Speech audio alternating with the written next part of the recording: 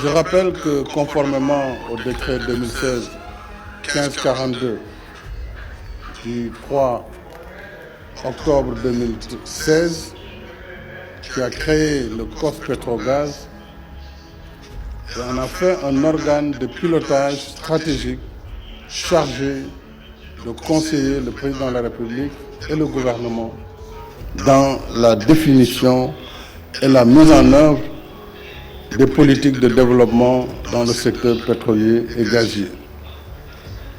Il constitue ainsi une innovation importante dans la gouvernance stratégique et durable de nos ressources pétrolières et gazières et pour le rendre plus inclusif dans sa vocation à soutenir le dialogue national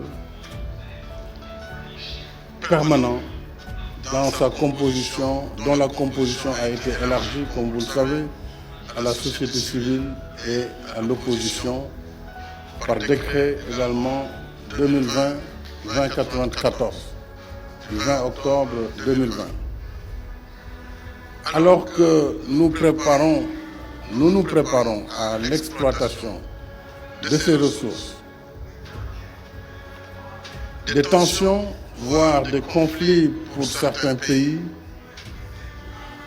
peuvent marquer cette phase importante dans la vie d'une nation. J'ai voulu, par cette innovation, justement, que le Sénégal, à travers les ressources qui seront générées, puisse avoir de la prospérité pour les générations actuelles et les générations futures. C'est le sens de ce cadre COS Pétrogaz élargi.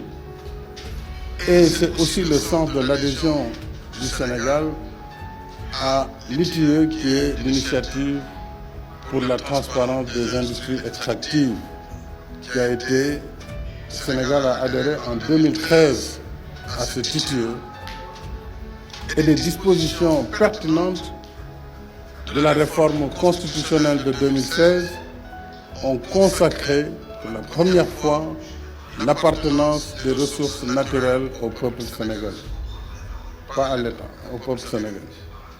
Et des conséquences seront tirées dans cette loi qui vous sera présentée tout à l'heure. D'autres actes ont suivi, notamment la création de l'Institut national du pétrole et du gaz, l'INPG, pour former notre expertise nationale dans les métiers du pétrole et du gaz.